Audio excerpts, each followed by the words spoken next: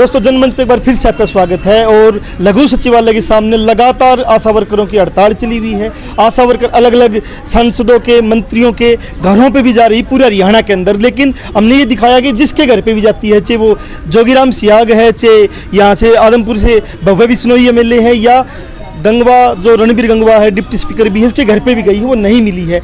उनके कार्यक्रम में जब जाती है तो कार्यक्रम में जिस प्रकार से आशा वर्कर के साथ बदतमीजी की गई है, धक्का मुक्की की गई है, जनसंवाद एक तरफ आप कर रहे हो, दूसरी तरफ आपसे कोई बात करने आ रहा है, उसे बातचीत नहीं कर रहे, ना कोई बातचीत। कल आज़ाद नगर के अंदर डिप्टी स्पीकर रणबीर गंगवा का कार्यक्रम था, वहाँ आशा वर्कर की जो नेता है सीमा, वो मिलने गई, बातचीत करने गई, तो उसके साथ जो बदतमीजी की गई, उसको स्टेज पर चढ़ने नहीं दिया गया, उसको उसके साथ धक्का मुक्की की गई और कार्यक्रम से बाहर निकाल दिया गया। तो उसके बाद आशा वर्करों में गुस्सा भी है।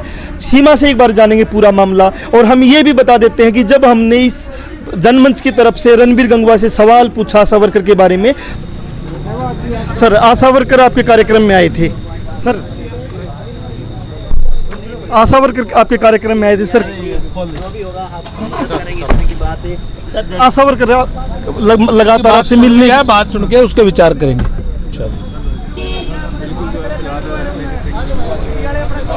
तो उसने भी आंखें दिखाई, जवाब देने की बजाय आंखें दिखा के कहा कि बातचीत हो चुकी है, हो जाएगी। तो एक बार इनसे बात कर लेते हैं। सीमा, क्या करने गए थे कल वहां पे? उनको रोने गए थे, क्योंकि 3 बार हम उसके घर पहले जा चुके थे। उनको सब पता है कि हमारे पास आशा वर्करें आ रही है, उसके बाद भी हमें इग्नोर कर रहे थे। तो जब तक ये नहीं करेंगे, हमें घर नहीं मिलेंगे, तो हम जहाँ पे ये बैठे होंगे वहीं जाएंगे। हमें कोई नहीं रोक सकता अब, क्योंकि हम अपनी जायज़ मांगों के लिए कर रहे हैं, वो ये सुन ही नहीं रहे। और लाल ड्रेस पहन के चले जाते तो ये हमको अंदर ही नहीं बढ़ने देते। पता नहीं लाल ड्रेस वाले उनके हाथों में के बम हैं जो इनके ऊपर गिरते ही मर जाएंगे, खत्म हो जाएंगे, कुछ नहीं करते। फिर हमने कल हम ये एक प्रोग्राम बनाया कि हम बिना ड्रेस के जाएंगे। बिना ड्रेस के जाके बैठे तो सुन रहे थे समस्या, तो मैंने भी हाथ खड़ा करा कि सर हमारी भी एक समस्या है। बोले आपकी समस्या कौन? मैंने कहा मैं आशा वर्कर हूँ। बोले आपकी समस्या तो ना बाद में सुनेंगे, अभी अभी रुक जाओ, बीच में वो मत करो। तो वहाँ पे जो ऊपर वो एक वकील खड़ा था, वो अभद्र भाषा में बात कर रहा था। चाहती तो मैं भी कर सकती थी, लेकिन मैंने उसको कहा भाई तू चुप रह, मेरी बात है, मेरे को, मैं बात करके जाऊंगी। मैंने अभी बात करनी है, मैं बाद में नहीं करूंगी, क्योंकि बाद में हमें पता है ये उठ के भाग जाते हैं, सुनते नहीं है। पता है इनको सारा है, ये सिर्फ हमें गुमराह करने की कोशिश कर रहे हैं। सीमा, उसके घर पे आप लगातार 2 बार गए, 3 बार गए हो, और उसका बेटा आ जाता है ज्ञापन लेने के लिए, जो आधिकारिक तौर पे ज्ञापन नहीं ले सकता, बहुत मीठी मीठी बात करता, हमारी माएँ हैं, हमारी बहनें हैं, हमारा सब कुछ है, हम इनकी बात सुनेंगे, और गंगवा साहब जब आएंगे बात करेंगे। क्या कोई आपको गंगवा साहब की तरफ से या दूसरे तीसरे जो विधायक सांसद है सरकार में, उन्होंने आपको बुलाया हो बातचीत करने के लिए? हमें किसी ने भी नहीं बुलाया। गंगवा साहब का बेटा आया था, बोले आप मेरी माँ के बराबर हो। क्या ऐसा हो सकता है कि उसके बेटे ने अपने बाप को नहीं बताया होगा भी आज आशा वर्कर ऐसे ऐसे प्रदर्शन लेके आए? नहीं बताया तो फिर ज्ञापन लेने आता क्यों है? हाँ, तो वो लेने भी आ गया, और फिर कहता है कि हमें पता ही नहीं है। और फिर मैं ये कहना चाहती हूँ, चाहे हमारा डॉक्टर कमल गुप्ता है, चाहे हमारा मेयर गौतम सरदाना है, इनको शर्म आनी चाहिए।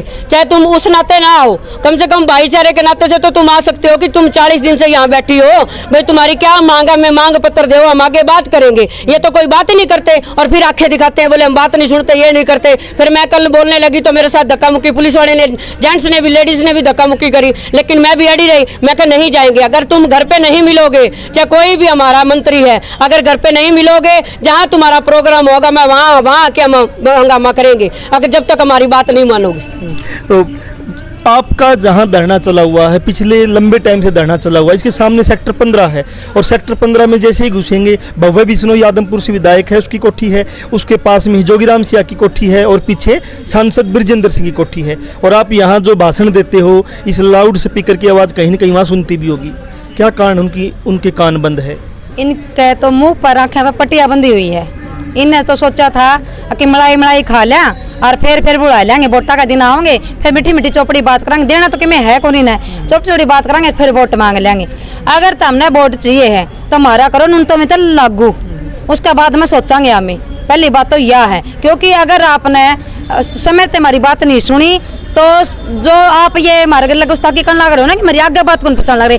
अगर हरियाणा के सारे मंत्री बीजेपी सरकार के हमारी बात करें, खट्टर सरकार के हमारी सुने को नहीं, मुख्यमंत्री सुने, अगर सारे विधायक अगर हमारे हक में बात करें, अगर जी हम जावा हाँ ओड़े आशा पावा है तो इनकी मांग जायज है। ये हमारी मांग ना जायज भी नहीं बताने लग रहे। जड़े भी बात रखा ना जब नू कहेंगे बात इतनी सुने कहे हैं कि मांग तो बहन जी तुम्हारी जायज है, हम आपका करवाएंगे, तो कराओगे कद? क्या सोच रखा 24 में इलेक्शन का बाद ना, उससे पहला वोट लेने हैं। अगर आपने खट्टर सरकार दोबारा सरकार बनानी है, मुख्य ये तारे मंत्री है जो भव्य बिश्नोई, कमल गुप्ता, जोगराम सियाग, रणबीर गंगवा साहब, सुन लो कान खोल के। अगर वोट मांगने गलियां मांगना है तो 26,000 न्यूनतम वेतन की मांग उठाओ, और ना तो अपने बोरिया बिस्तर बांध लो हरियाणा तक। मैं एक और पूछ रहा हूँ कि विपक्ष जो है, विपक्ष भी उस प्रकार से सड़क पे भी नहीं है, विधानसभा में आवाज नहीं उठा रहा, उनके बारे में क्या कहोगे कि विपक्ष और पक्ष दोनों एक जैसे नहीं दिख रहे इस दौर में? विपक्ष ने बात उठानी चाहिए। अगर सरकार तानाशाही हो जाना है तो विपक्ष का काम होता है कि वो मांग मुद्दे तो उठाओ, और मांग मुद्दे उठाओ हमारे, और वो कहे कि अगर आप ना करें ना तो हम कराएंगे वो काम। वो भी कहीं ना कहीं ने के भाई एक थाली के चट्टे बट्टे लागा बनाएंगे। क्योंकि देखो चलो हरियाणा सरकार, हुड्डा सरकार पहले थी तो हमने हमारी लड़ाई लड़ी तो उन्हें 500 रुपये करे, 500 तो उन्हें 1000 आपे करे थे। हमने पहली बार उन्हें 500 दिए, जाते भी उन्हें 1000 कर दिए। हमने लड़ाई फिर 18 में लड़ी तो हमने लड़के 4000 लिए, इन्हें अपने आप नहीं दिए। अगर ये अपने आप अब देते ना तो हम सोचते कोई बात करी, इन्हें अपने आप दिए हैं। इन पूरे 5 साल निकालने के बाद भी 1 रुपया नहीं बढ़ाया। ये गुस्ताखी करना चाहते हैं, ये हमारा जो आंदोलन चल रहा है इसको दबाना चाहते हैं, महिला को ये कमजोर समझे हैं। इनका खुद का तो बहन बेटी मेरी ख्याल तो कौन सा का है कौन नहीं, नीचे तो ऊपर लग सारे ही रांडे हैं। भविष्य में आपके आंदोलन का रूप क्या रहेगा? क्योंकि लगातार आप यहाँ भी धरना दे रहे हो, नारे लगा रहे हो, जहाँ कोई कार्यक्रम होता है वहाँ मिलने जाते हो, मिलने आपको दिया नहीं जा रहा है, तो भविष्य में क्या रणनीति रहेगी? हम गली गली जावांगे, हमारा आंदोलन तेज होगा, कमजोर को नहीं होगा। ये लोग तो हमने सोचे थे हमारी समय रहते सरकार सुन लेगी, हम कमा पर लौट जावांगे, और वैसा ही हो जाएगा। क्योंकि इनका कह रहा है एक बेटी ने बाप देवन है तो वह तावड़ी भूल जाया करा कि क्या होया था। लेकिन अब की बार हम भूलने वाले कौन, क्योंकि इन्हें इतनी रुआ दिए हमें। हमारी कड़े भी मंत्री तो बात है, मंत्री हमने नुआख दिखावा है जो हमें भीख मांगन आ गए। इनका हमें भीख कौन मांग दे, हमें हमारा काम खातर हक मांगा। हाँ। मंत्री जी तो पत्रकारों को भी आंख दिखाते जब आशा वर्कर पे सवाल किया, हम बता सकते हैं कल वो सब आपका जवाब भी दिखाएंगे, किस प्रकार से हमने उनसे सवाल किया आशा वर्कर को लेके और उनका क्या जवाब था वो हम आपको दिखाएंगे रणबीर गंगवा जी का। और मैं आपसे एक सवाल कर रहा हूँ, कल जो आपके साथ हुआ उसके बाद डर गए हो या आगे बढ़ोगे? हम डरते नहीं, ऐसी ऐसी धमकियां तो हमें रोज ही मिलती हैं, हम डरने वालों में से नहीं हैं। हम अपना अधिकार लेके रहेंगे क्योंकि हमें अधिकार लेना भी आता है। हम डरते नहीं, हम तो आए हुए हैं, हम क्यों डरेंगे? डर के वो बैठेंगे जिनको डर है, हमें कोई डर नहीं। हम तो अपना अधिकार मांगते हैं और अधिकार लेके जाएंगे। बेटी बचाओ बेटी पढ़ाओ का नारा देने वाले पार्टी सरकार में है पिछले 9 साल से, और आज वो बात नहीं कर रही है हरियाणा की बेटियों से, इस पे क्या कहना चाहोगे? जब से ये सरकार आई है उसके बाद बेटियों का शोषण ही हुआ है। ये नारा झूठा है, बिल्कुल 1 नंबर का झूठा नारा है।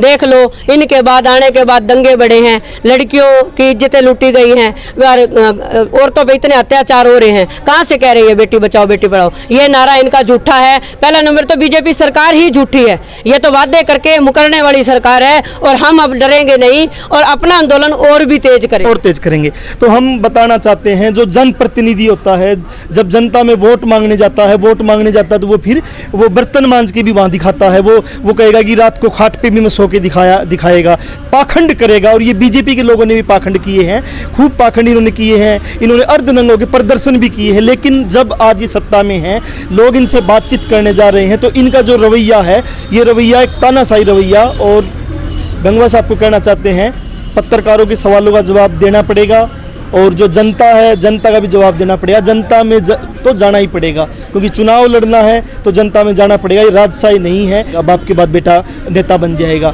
जनता में जाना पड़ेगा। 5 साल बाद चुनाव में जाना ही पड़ेगा, और ये जनता फिर जवाब देगी, अच्छे से जवाब देगी कि जो आज आप व्यवहार सीमा के साथ कर रहे हो, आज व्यवहार दूसरी आशा वर्कर के साथ या किसानों के साथ कर रहे हो। जनमंच के साथ आप बने हुए थे, नई अपडेट के साथ फिर हाजिर होंगे।